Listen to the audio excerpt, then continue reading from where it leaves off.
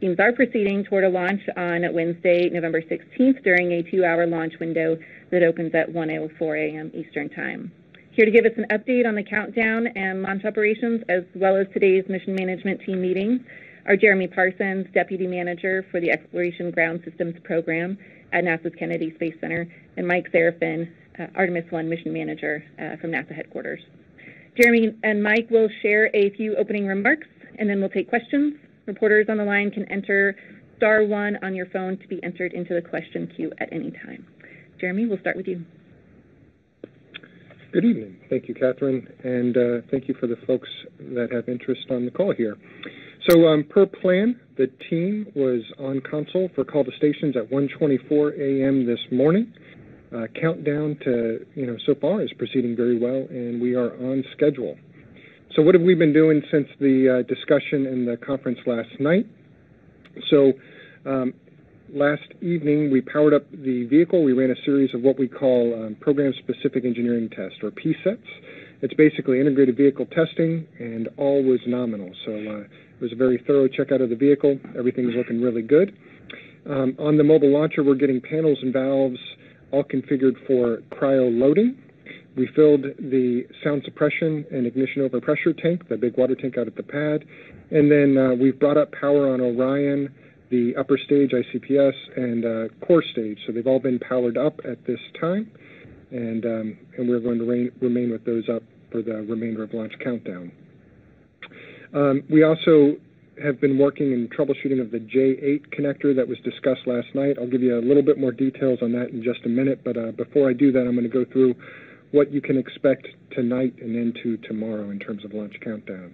So tonight, we're going to begin charging all the flight batteries on the vehicle. We're going to get into pressurizing the core stage composite overwrap pressure vessels. We'll do final walkdowns tonight and through tomorrow, and we'll do a series of comm checkouts with Orion. Going into tomorrow, we pick up with our blast danger area clear at 12:04 Eastern. We get into air to GN2 switchover at 13:14. We clear out the entire launch danger area for all personnel at 2:04, and then we get into the new built-in hold at 14:24. So that's at the T-minus 6 hour 40-minute mark. So when I say it's new, it's the same built-in hold. Previously it was 2 hours and 30 minutes. We have added an hour in for cryo-loading concept of operations changes. Just kind of a quick level there. So we added an hour basically to do a slower, more gentle LH2 loading procedure. So it adds about 17 to 20 minutes for LH2 chill down and 32 minutes for fast fill. We're also now doing liquid oxygen and liquid hydrogen loading in parallel. So with all that picks up, again, that built-in hold picks up at 14:24, and then we expect the launch director to give a go for cryo loading at 15:24. T0, as Catherine mentioned, is at 1:04 a.m., and we got a 2-hour window fully available to us. So real quick, and then I'll pass it over to Mr. Serafin. The J8 connector. So team got in late last night. We had already changed out the cable, done a series of ring-out testing on that. We then changed out the ground receptacle side of this, and so that's on the back of the LH2 tail service mast umbilical plate. We did that change out and then performed a series of retests. Team did a really good job wringing out all of the data, determining the risk posture, looking at all measurements flowing through there, where redundancy occurs, what launch commit criteria are associated with them. At a top level, what we were basically seeing was measurement transients during power-up, so they would go out of kind of expected ranges for a little bit when you first power up, and then they would come back into nominal ranges. We are already in a powered-up configuration on all of the core stage ICPS and Orion, and we're going to remain in that configuration through the rest of launch countdown. So all of these are kind of at a normal, stable configuration. That being said, we went through each of these launch commit criteria that are associated with these measurements, determined criticality, redundancy, and what we call pre-planned contingency procedures, which is basically allows us to say we take failures on any of these measurements, say we know we have redundancy in these other measurements, and we are still okay to launch. The unanimous recommendation for the team was we were in a good position to go ahead and proceed into launch countdown with these measurements, and that was, again, based off the criticality and redundancy posture that we have. And really, we have a very robust system here with a number of measurements in other areas. So with that, Catherine, I'll turn it back to you. I believe that's kind of a summary of where we're at. Thank you, and we'll go to Mike Saracen. Thank you. We'll go to Mike Saracen next. Okay, good evening, and thank you again for continuing to follow the Artemis program and the Artemis-1 mission. This afternoon, we had a launch minus 1 day mission management team meeting. The mission management team met for 1.5 hours this afternoon, and the primary purpose was to focus on 2 special topics. The first was the status of the liquid hydrogen umbilical electrical connector located at the J8 port that Jeremy described, and we went through a status of the connector removal and replacement and the work that was completed, any findings that we had as a result of it, and then the post removal and replacement systems status checks. Right now, as Jeremy described, we don't have any changes to our posture as we head into the launch attempt. The launch commit criteria were reviewed, and we agreed that the as-written launch commit criteria were the appropriate posture to have headed into the next attempt. That's largely based on the fact that we have systems redundancy as it pertains to the signals that we need to verify as part of those launch commit. The other item that we talked was the one open action that we took out of the launch minus 2 day review held yesterday, and that pertained to the Orion room temperature vulcanization material, or RTV material, delamination that we saw during Hurricane Nicole. On the east side of the vehicle, or roughly in the Orion coordinates, the 270-degree location on the aerodynamic shell called the ogive, where that meets up with the crew module adapter. We had a strip of that RTV delaminate during the storm, during the windy portion of the storm. And the purpose of that RTV is essentially to fill in the gap that exists between the launch abort system ogive and the crew module adapter. There's a small area that exists where those two made up, where we have an aerodynamic barrier, and it could actually cause a little bit of air circulation in there as we ascend through the Earth's atmosphere and cause aerodynamic heating. So to eliminate that little gap, they put this RTV material in there, and it just creates a very flush surface, a very streamlined aerodynamic surface. Yesterday, when we reviewed the status of that particular delamination that we observed and the likelihood of a reoccurrence during flight, we needed a little bit more time to review our flight rationale, and the team came back and we accepted that flight rationale today based on a proven methodology called the 7 elements of a good flight rationale.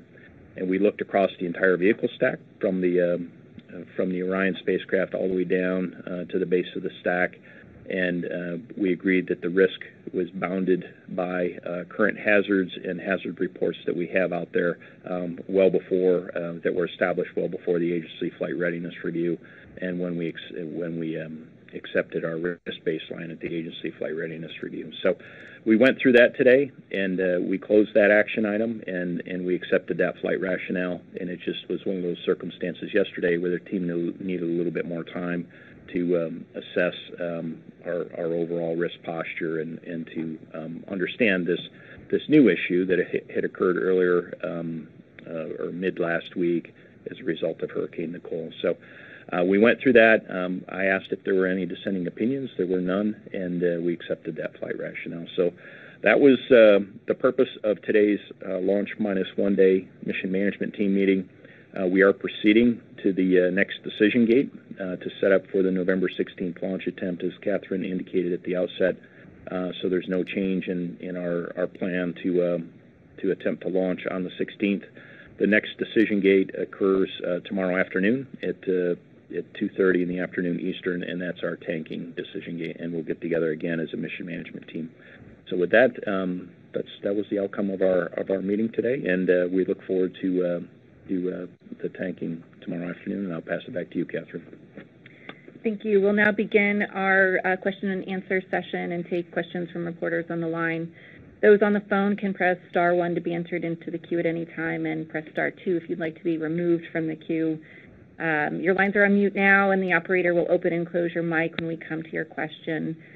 Please identify to whom your question is addressed, and we ask you to please keep it to one question so we can get to as many reporters on the line as possible, and if we have time, we will do a second round of questions. We'll start with Kristen Fisher of CNN. Thank you both so much for taking our questions tonight. Two questions for you, and I'll try to keep them brief. I just want to make sure that I have it right in sort of, layman speak. Would it be fair to say that these two issues that have given you guys some trouble over the last 24 hours or so, the damage caused by the hurricane, that the the RTV material and this umbilical, that those two issues have been fixed? Or that you all are just now comfortable with proceeding with them as is? If you can just kind of give some clarification as to how we should refer to that, I would appreciate it. And then my second question is, if each of you had to pick one moment in the countdown between now and liftoff that gives you the most heartburn to think about, what moment would that be? Thank you. Yeah, hi, Kristen. Thank you for the question. In terms of the two issues that we reviewed today at the Launch -1 Day Mission Management Team meeting, I would say that we're comfortable flying as is in both of those cases. We did attempt to fully resolve the electrical connector on the tail service mast umbilical, and we're still seeing some funnies on that particular umbilical, but we reviewed the fact that we have redundant data that comes across that interface from the rocket and the spacecraft to the ground side, and as well as the delamination of this RTV material. And then in terms of one moment that would give me the most heartburn between now and launch, yeah, that's a good question. I haven't had time to think about that one. Nothing immediately comes to mind. This is something that it's something we've been preparing for, and we've trained for, and there are a number of decision gates that we have purposely to set up to review our risk posture in the event that something changes, like we saw here as a result of Hurricane Nicole. And I see the team that's prepared to do that. So nothing comes to mind. I don't know, Jeremy, if you have anything to add to that. Well, kind of given the white dress rehearsals, for me, I'll probably breathe a bit of a sigh of relief after we get into LH2 fast, slow fill to fast fill right in that time frame.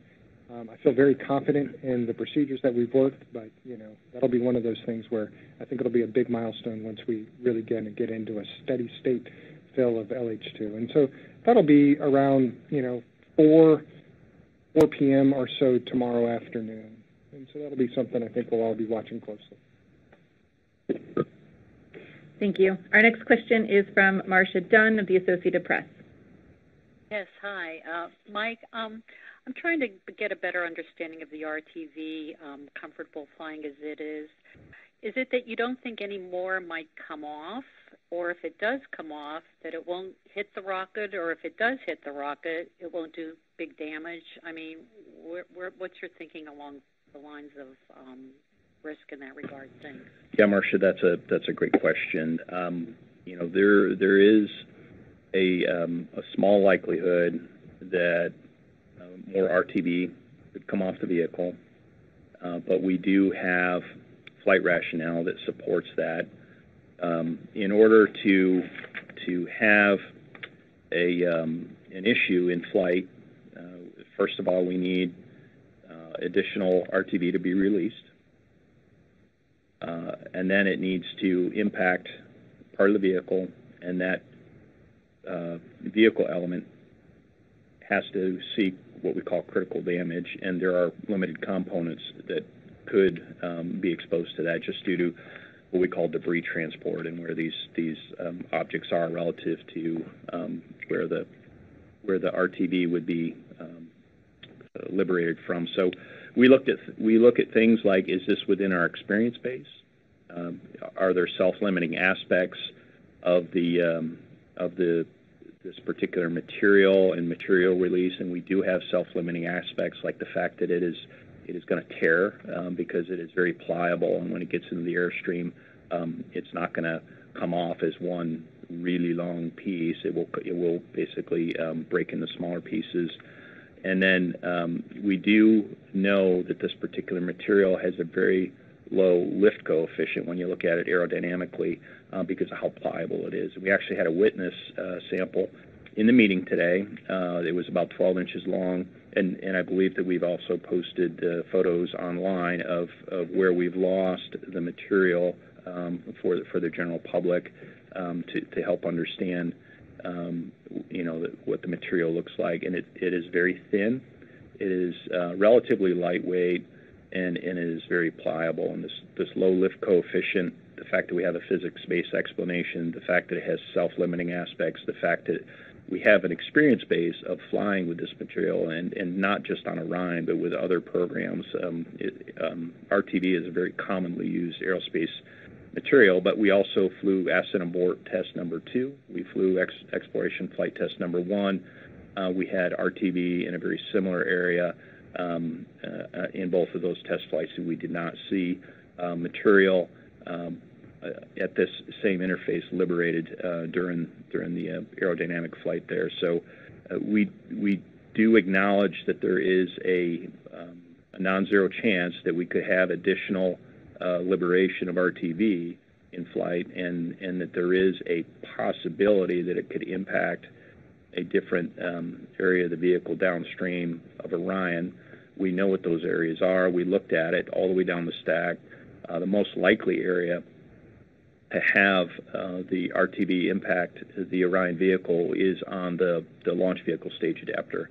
And the launch vehicle stage adapter is a very tall conical feature that sits between the top of the core stage and the base of the interim crowd propulsion stage. And it literally takes the diameter of the Orion spacecraft and extends it out to the much larger diameter of the core stage.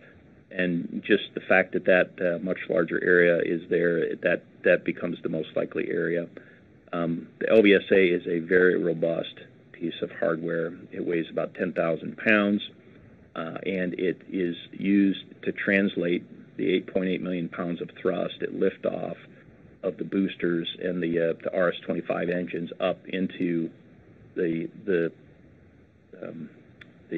upper stage, the interim crowd propulsion stage, and the Orion spacecraft that sits above it. So it translates 8.8 million pounds of thrust up into a spacecraft that weighs over 70,000 pounds, and I don't remember the mass of the interim crowd propulsion stage, but we're talking tens of thousands of pounds there as well. So the launch vehicle stage adapter is a relatively inert piece of hardware, and that's the most likely. It's simply a structural adapter, and that's the most likely area that it could be exposed. But there are other areas that we looked at, again, because of the particular material type that we're talking here, and other risks that we have disposition in the past or have in our hazards, like ice and the thermal protection system on the core stage.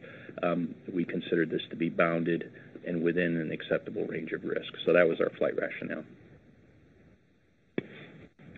Thank you. Our next question is from Bill Harwood of CBS News.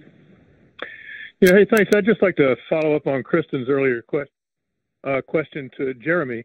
What do you think the odds are with or I don't know, I'm not asking you for odds, but how confident are you that when you get into fueling that you won't have to do manual adjustments like you've had to do in the past, with pressure and flow rates and temperatures management? I mean, how confident are you might be able to just load the fuel and go? Thanks. Yeah, hey, Bill, I appreciate the question. And, what I would say is we absolutely verified and validated these procedures during what we did was a taking test following launch attempt number 2. And so what we did there is we spent a lot of time looking at what is the environment around these quick disconnects, what does the seal look like, what are the pressures we're putting on there, and then the associated leak rates. I would say at this point in time, we are more confident than we have ever been in our loading procedures and how to do it in such a way that puts the least amount of pressure on the seals and to really try and keep it quiescent. The other thing is we have a purge can, right, basically around these quick disconnects where, we try and remove, we purge it consistently with helium. And so, and we have hazardous gas measurements kind of coming through there. We've talked with all of our requirements, and we're allowed to have, a momentary transient as we, up pressure, because, again, you don't have any, it would just be for a short time period. And that's really the worst case that we saw during this tanking test, was you saw kind of a brief spike of hydrogen when you introduced, more than a couple of PSI worth of pressure, and then it quickly came down. And so we've accommodated for all of that in our test procedures and in our safety requirements. So feeling pretty good right now about that kind of going into it. Thank you. Our next question is from Nell Greenfield Boyce of NPR. I'm just wondering how you all are feeling. There was a huge amount of attention back in August, and then there were all kinds of things that have happened, the faulty sensor, fuel links, Hurricane Ian, Hurricane Nicole, and, here you guys are again. I'm just wondering, Jeremy, could you tell us, does it feel real now? What's the feeling of the team? Is it like Groundhog Day? This isn't a very elegant question, but I guess you know what I'm asking here. I know it's a good question. What I'll tell you, if I step back, what I feel is extremely proud of the resilience of this team, and what I would tell you is for all of us, right? It was a bit of a letdown when we had to roll back for Hurricane Ian. What I was so impressed with is the team turned around. We were kind of down that night. Then by the next day, everyone was super focused on what work we needed to do, what we needed to do to get back out at the pad, and then it was a similar story for Hurricane Nicole. By late afternoon, the day after the storm left, we had completed all walkdowns, we had completed imagery. Any issues were largely behind us. I mean, I will tell you, the team is firing on all cylinders at this point, and so I just can't be more proud of them, because I think if you would have asked me a couple of weeks ago, we would go through a storm like Hurricane Nicole and then be able to turn around and have cleared the vehicle and be in good shape, I would have said, hey, chances are probably low, but this team has really just been firing on all cylinders. Yeah, and no, I would add that the word perseverance comes to mind. The team has had to persevere through numerous trials, and that perseverance in turn has developed character in the team, and that gives me comfort that we're going to be ready when it's our time to fly. As our administrator said, we'll fly when it's right, and Administrator Nelson he stands there with us, understanding that we've got to get this right. And in spite of the challenges that we've had, the hydrogen leaks and the storms and the other technical issues that we've had, the team has done a great job. And as Jeremy indicated, they've persevered through a number of situations, and our time is coming, and we hope that is on Wednesday. But if Wednesday is not the right day, we will take that next hurdle, that next trial, and we'll persevere through that. Thank you. Our next question is from Joey Roulette of Reuters. Hey, thanks. I just had one follow-up on the RTV issue, I guess, for Mike Saracen. What other risks does this present that doesn't have to do with the potential for debris hazard? What does this, I guess, mean for the aerodynamics during, ascent? What kind of forces are you guys going to expect to see now that a lot of the RTV is now gone? Thanks. Yeah, Joey, that is a good question. We did review aerothermal and aeroheating aspects of it, knowing that we had a portion of the RTV on the currently east-facing side of the spacecraft, and because we already have an aerodynamic barrier that sits there, our aerothermal models and the analysis the team has done shows that there's not an issue there. This was just a way to reduce the aerodynamic turbulence and flow in that particular area, but we're within our allowables. In terms of other risks that we talked through, that and debris liberation were the two primary areas that we focused, and really nothing else comes to mind in terms of what we needed to address. It was just the debris liberation flight rationale that we needed a little more time to go resolve. But all the other aspects of the risk were characterized yesterday, and we understand that. So I would say that really covered the gamut. Thank you. Our next question is from Irene Klotz of Aviation Week. Thanks. This is for Mike. Does the RTV issue change the original loss of mission odds? I think you told us it was 1 in 125 back in August. And also for Jeremy, do any of the changes that you're making to the fill affect the 489 launch commit criteria? Any more, any less? Thanks. Yeah, Irene, in terms of the loss of mission or loss of mission number, or the 1 in 125, which is the loss of vehicle number that was quoted earlier, and we assessed as our risk baseline at the agency flight readiness review. Again, if you look at maybe a couple of decimal points past that 1 in 125, there's probably a marginal increase in risk due to the potential for the RTV to be liberated and then follow a very specific trajectory and hit a very specific component and cause what we call critical damage, which would essentially result in loss of functionality. We see that as a low likelihood, but there is a chance there. So in terms of changing from 1 in 125, there's no material increase there. But if you were to go several places after the decimal point, I'm sure there would be an increase. But we consider that an acceptable delta to the risk. And that is the purpose of the mission management team, is to review any changes from the risk baseline at the agency flight readiness review. And we did that today, knowing that we had the storm cause some of this RTV material to come off. So we had to assess it from an aerodynamic and aerothermal perspective, knowing that we did not have this there, but then also went through the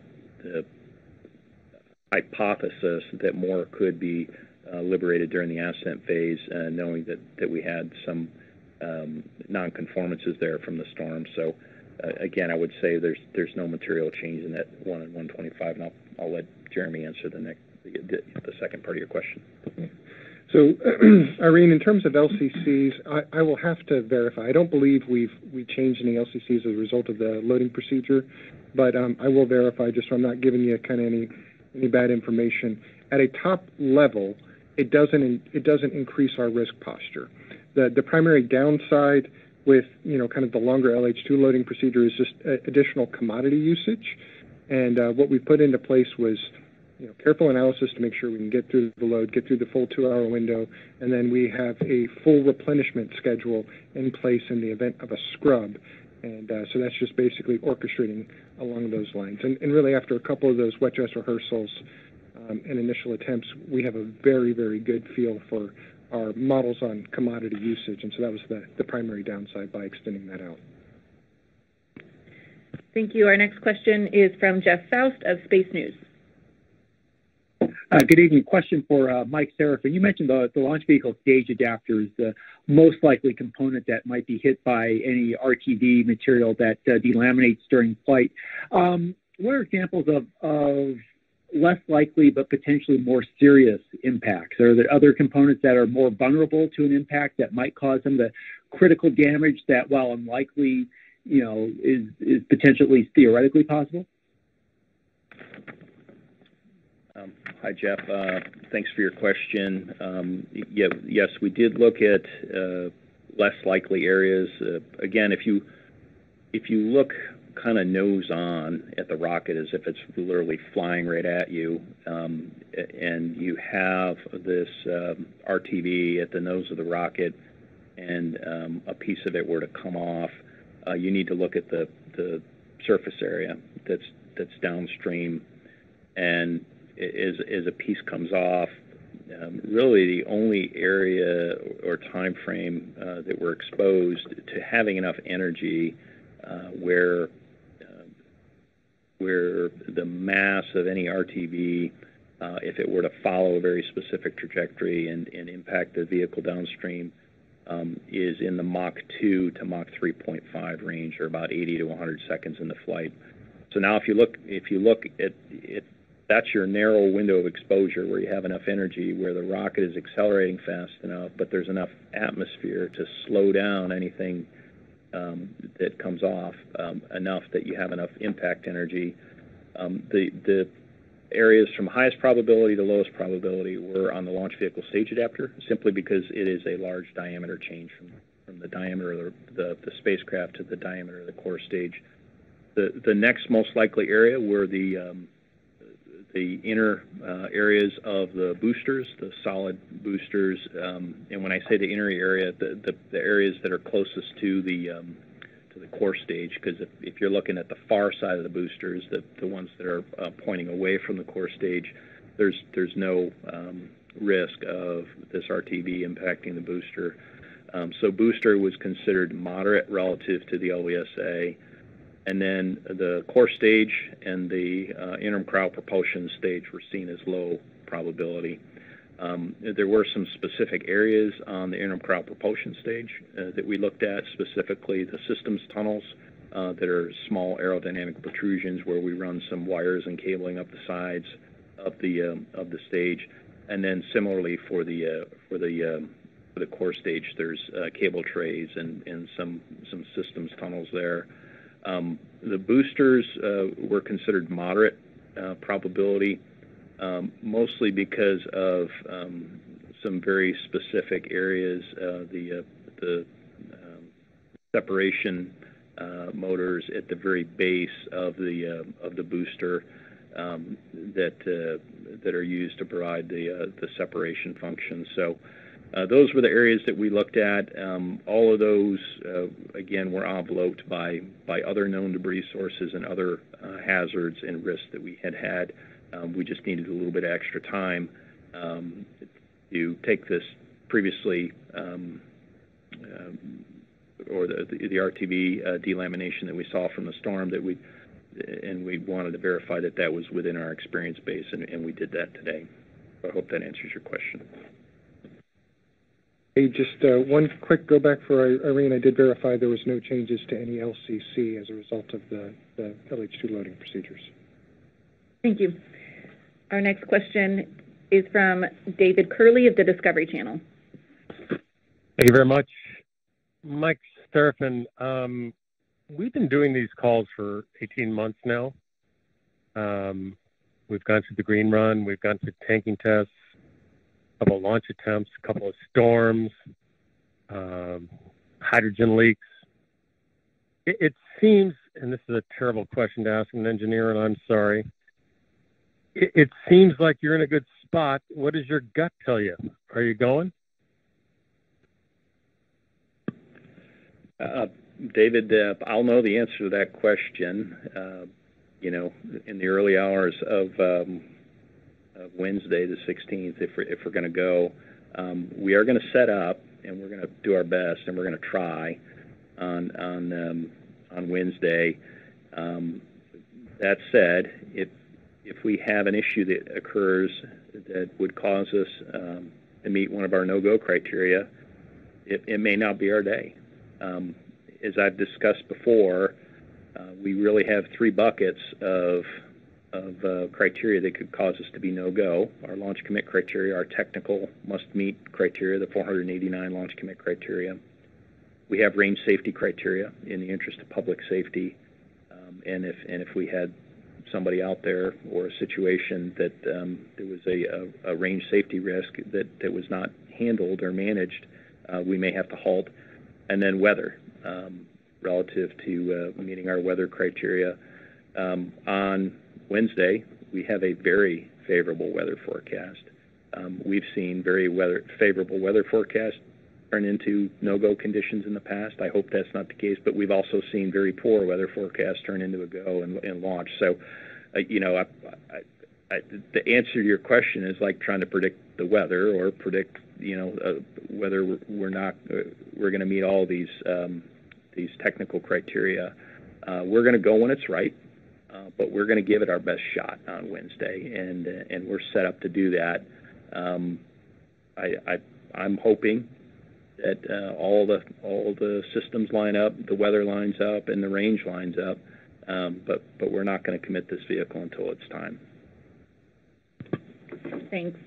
Our next question is from Chris Gebhardt of NASA Spaceflight. Hi, yes. Two quick questions here. From the fueling test on September 21st, you allowed the ambient LH2 concentration limits to go up to as high as 10% with really strict monitoring on that. And I'm wondering if that's the case for Wednesday, or if the limit is back to 4% with the option to increase back up to 10% for troubleshooting purposes, since you have the data from the September test on that. And then also back to the RTV issue. I guess I'm having trouble wrapping my head around this. If Nicole, with winds of 75 miles an hour, liberated this, doesn't that tell you it would have come off as soon as the local airstream reached speeds greater than 75 knots? And how does that factor into the discussion of a low chance of more RTV liberating, given the speeds that SLS will be accelerating through the dense lower atmosphere at? Thank you. All right, Chris, so to answer your first question, so that 10% is within the purge can around the quick disconnects where we actually, do the fueling of the liquid hydrogen. And so we are going to keep those same constraints that we put on there for September 21st. And so that 10% isn't remains at 10%. It would be, again, kind of that transient. As you increase pressure, you might see a small spike of LH2 that quickly comes down. And so rather than have it automatically go into a revert flow, stop and revert flow sort of condition, again, we are going to allow that 10% for a small period of time until the pressure kind of equalizes. So we are going to keep that in there. And I think we found that is going to be beneficial. And Chris, as it pertains to the RTV delamination from tropical or Hurricane Nicole, with winds that were 70-ish knots relative to the launch profile, we have flight experience flying Orion, both on ground test or suborbital test, as well as an orbital test. Exploration Flight Test 1, I was the lead flight director for, and we launched an Orion spacecraft up to 3,600 miles above the Earth. We did not see anything like this on that flight. And then on Ascent Abort Test 2 in 2019, which was a test of an Orion launch abort system with this same interface, we did not see any material come off. We have to remember that as we launch a rocket, we go from one atmosphere on the ground, so the air is very dense at sea level, and the farther you rise up through the atmosphere, it gets less and less dense. And by the time you get to 30 to 40,000 feet, you have enough air up there to support an aircraft that can cruise at cruising altitude, but when you get much more above that, it's really hard for anything to fly aerodynamically, and you have to have a highly specialized aircraft there. So that means your atmospheric density gets very low, and when you map the atmospheric density against the speed of the vehicle, that shows that we have a narrow window of risk relative to any additional material that could come off of this RTV if it were to delaminate.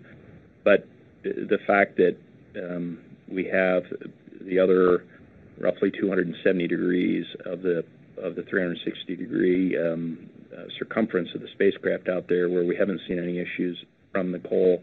We have the flight experience. We do have flight rationale that supports even if more material were to come off. And again, there's a small probability that more material could come off, but not all of it's going to come off. That's why we're not particularly concerned with the risk profile here, because it's enveloped by other experience that we have. Thank you. Our next question is from Micah Maidenberg of the Wall Street Journal. Hey there. Hey, Mike, could you just briefly, remind me about the advantages of using liquid hydrogen as a fuel for space launches, in combination with liquid oxygen? I've done various research and interviews and so forth, but just for all the discussion, we've been having over the last few months about it, just remind me, what are the advantages of it? Why NASA's using it here?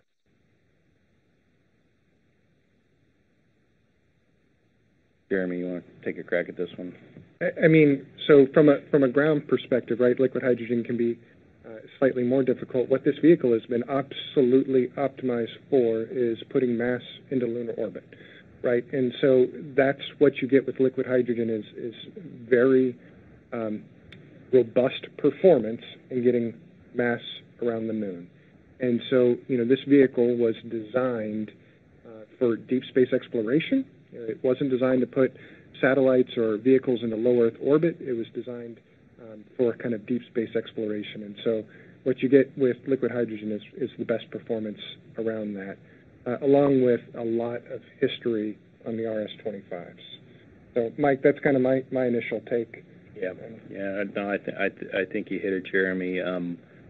Liquid hydrogen or hydrogen is the smallest material on the atomic chart, but it has incredible performance or energy density when you compare it on a mass perspective. How much does your fuel source weigh compared to the amount of energy stored in it? And that's why hydrogen is the primary benefit. Thank you. Our next question is from Lucy Abort of AFP. Hi, thank you. Just a quick question on the status of the CubeSats, the 10 CubeSats. We were told that 5 of them were recharged and that the others couldn't. So just decide the time pass, do they all have a chance for a successful mission? Can you just confirm that they all have a shot at achieving their mission? Thank you. Hi, Lucy. Mike Serafin. Yeah, we did top off the batteries on 4 of the 10 CubeSats during the rollback to the vehicle assembly building. And in terms of battery state of charge, there is one CubeSat that we know has a low state of charge that may impact its ability to achieve its mission, and the other ones all have sufficient state of charge that of the 10 where we expect them to meet full mission duration. So we did look at that as part of our flight readiness review, and then most recently as part of our Delta launch readiness review. And there's only the one that we're concerned with, which is a science mission that's looking to map the lunar volatiles around the moon. But the rest of them, we expect to have a adequate state of charge on the batteries. Thank you. Our next question is from Jim Siegel of NASA TechNet. Thank you for taking my question, and forgive me if you've covered this topic in a prior news conference, but I'm curious about the content or the cargo in the Orion spacecraft, and was there an attempt to add to the weight of Orion so that it would be about the same when it was launched with crew? Thank you. Yeah, Jim, thanks for your question. We have a slightly lighter Orion spacecraft than we will have on a crewed flight because we don't have the crew plus all their gear, but we do have mannequins, or moonikins as we've called them. 3 of the 4 seats have mannequins in them, and they mimic the weight and seating locations of 3 of our 4 crew members, so we're missing our 4th crew member from a mass standpoint, but also all the stowage, the food, the clothing, all that other materials that astronauts would normally take with them, we do not have. That said, we do have a series of mass simulators in the vehicle. We do have a series of payloads that we're going to round trip in the Orion spacecraft. We have a biotechnology experiment that we're going to round trip with a number of organisms that we've shared the content online about. We do have a technology demonstration payload that we're flying in the cockpit called Callisto that we're excited about in terms of having essentially a hands-free cockpit. We do have active and passive radiation dosimeters that we're going to gather data on to help inform the flight environment as we fly out of the low Earth orbit, which is enveloped by the Earth's magnetic field, and fly out through the Earth's Van Allen radiation belts, where we have concentrated areas of radiation from deep space, and then out into the deep space environment where we do not have any shelter from the Earth's magnetic field, fly about the moon, and then return back through the Van Allen radiation belts, and then back into the Earth's magnetic field. We're going to gather baseline data on what our astronauts are going to experience. So we do have a number of payloads and science experiments that we're going to use as we go along. We also have what we call the official flight kit, where we're round tripping certain artifacts, either that are representative of our partnerships, and we've shared that information online as well. We have our zero-G indicator, Snoopy, through our partnership with the Schultz Foundation, who have been staunch advocates of our spaceflight program. I wore my silver Snoopy this week to our launch readiness review as a symbol of flight safety. So we do have silver Snoopies on board this vehicle, and it will be quite a privilege to receive one of the silver Snoopies as a sign of support for flight safety to anybody that gets a silver Snoopy that's been around the moon. So those are some of the content and cargo on board the flight, and some of the reasons that the spacecraft's a little bit lighter, but is certainly representative of what we expect to fly on future flights. The spacecraft weight is right around 70,000 pounds. This is a big, heavy spacecraft. After we jettison the launch abort system, the spacecraft weight will be about 58,000 pounds, and then what will splash down the ocean will be right around 20,000 pounds. So we got a big Orion. Thanks. Our next question is from David Denault of About Space Today News. Mike, I may have missed this somewhere, but the rocket was facing obviously in the eastern direction, so you had the direct wind hit. How much of the spacecraft were we talking 3 feet or maybe some meters? How much of that was actually lost? And my second follow-up on this, if this were a critical issue and you had to roll back to the VAB, you said this would take a lot of extra time for this material. If you had to do the whole spacecraft, how long would that take? Yeah, David, thank you for your question.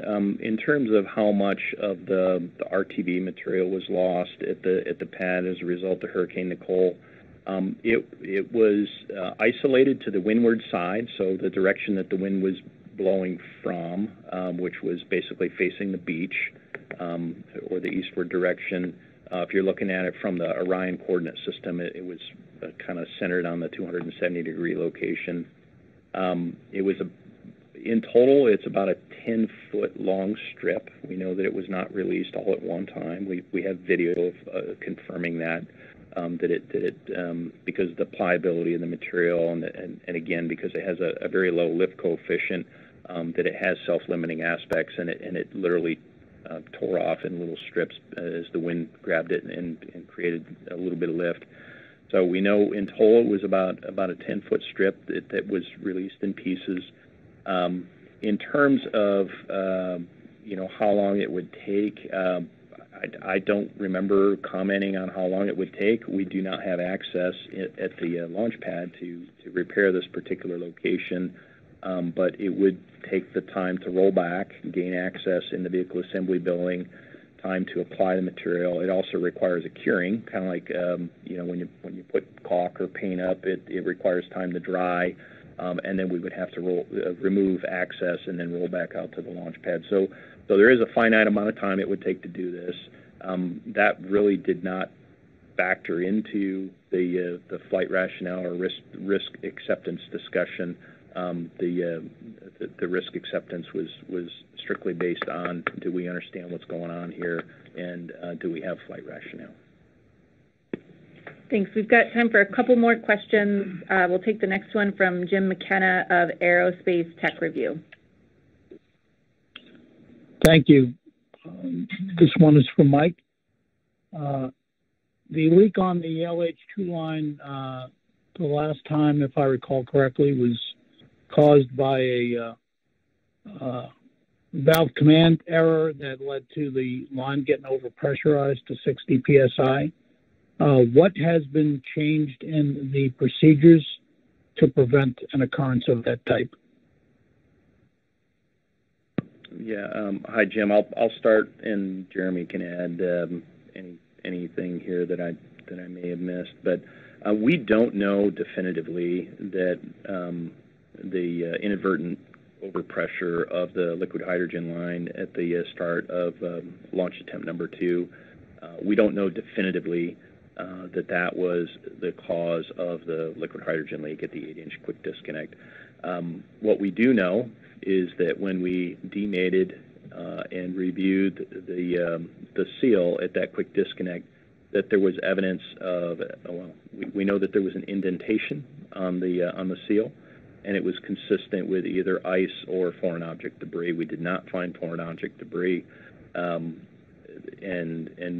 we did run a fault tree to assess potential causes of the hydrogen leak, and moisture, ice, foreign object debris, and then what we call thermal shock were on the root cause, but we could not get to a definitive root cause. That said, we did implement some procedural actions and corrective actions, as well as trained and some additional automation of the software associated with the hydrogen loading operation. So we looked at all the potential causes. We mitigated them to the extent that we could through things like removal and replacement of the quick disconnect, inspection for foreign object debris. We wiped down the surfaces. We automated the loading operation to the extent possible. We improved some of the training, but again, we could not definitively say what the root cause was. I don't know, Jeremy, if you have anything to add to that. Yeah, I mean, I would just say, the console operator in this case, he was very experienced, incredibly proficient at what he was doing. What we had done is between launch attempt number 1 and number 2, we had changed a number of the procedures, and going into that, you had to do a number of commands all at a time.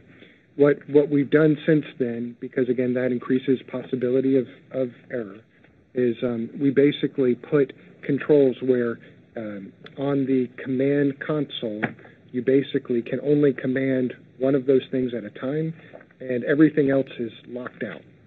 And so that goes along with the procedure, and so they've done a really good job going through eliminating possibilities for basic error along those lines when you're sending a bunch of commands, and then they've essentially automated the vast majority of it.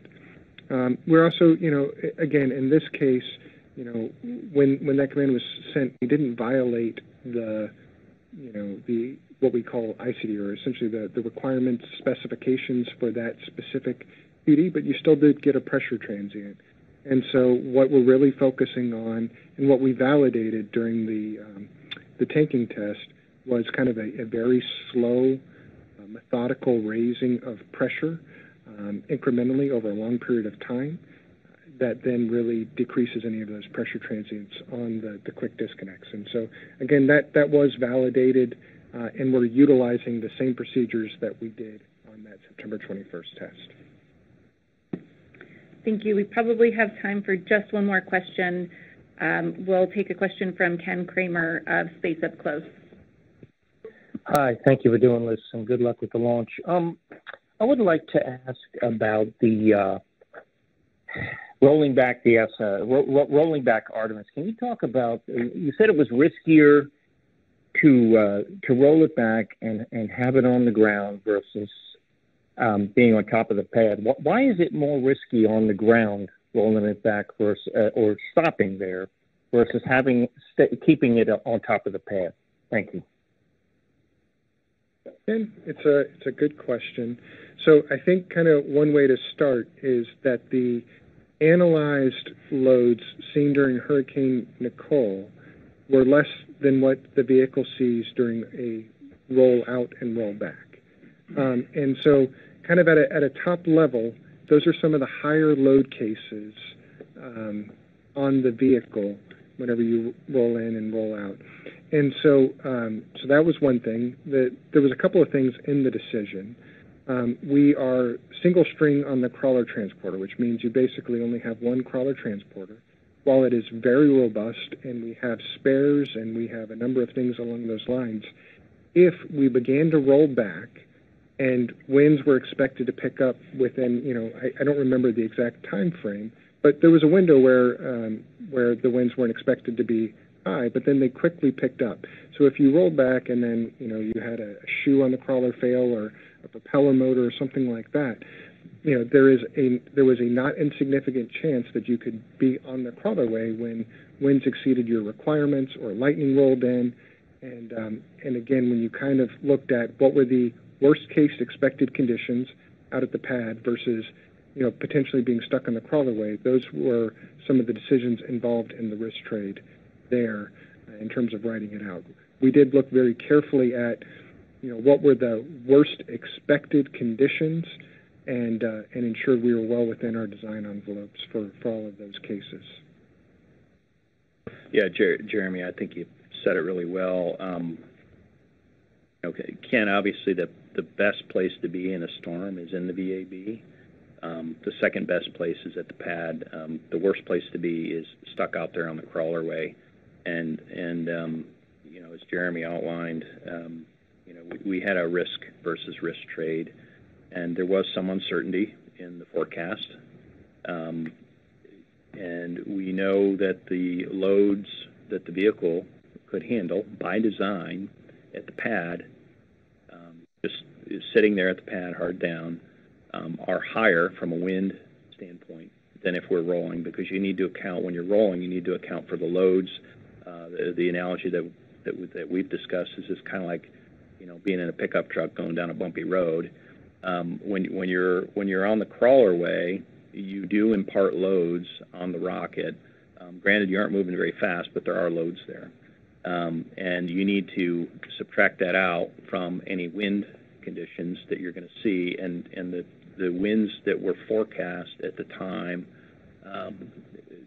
the time that we could roll back in that time frame, were in the range that we thought we had more margin from a vehicle structure standpoint, staying at the pad and riding it out than rolling back. And if we rolled back, we would be accepting the risk that we could have a problem with the crawler transporter during that time frame and be stuck out there on the crawlerway and not make it back to the vehicle assembly building. And it sounds like a relatively simple and relatively straightforward thing to do, but it is not. This crawler transporter, if you've ever walked up to it and seen it in person, you feel very, very small. And that is without the rocket, 32 stories sitting on top of it, or with the mobile launcher. The mobile launcher itself weighs 11 million pounds. The rocket's dry weight is a little over 2 million pounds. So when you roll the entire stack, the mobile launcher with the Orion spacecraft and the Space Launch System rocket on it, on the crawler transporter, you've got tens of millions of pounds going across the ground. And again, it was a risk-on-risk trade. It was not an easy decision. It was a fairly long discussion that we talked about, and we did not take that decision lightly. But those were some of the factors that went into it. Thank you. That is all of the time that we have for questions today. Thank you all for joining us. You can listen to a replay of this teleconference online shortly by visiting the Media Resources tab at nasa.gov/Artemis-1. And join us tomorrow for our launch coverage, which begins with NASA television coverage of tanking and commentary from inside the Launch Control Center, beginning at 3:30 p.m. Eastern. And you can follow along at our blog for updates about the mission as well at blogs.nasa.gov/Artemis. With that, thank you for joining us.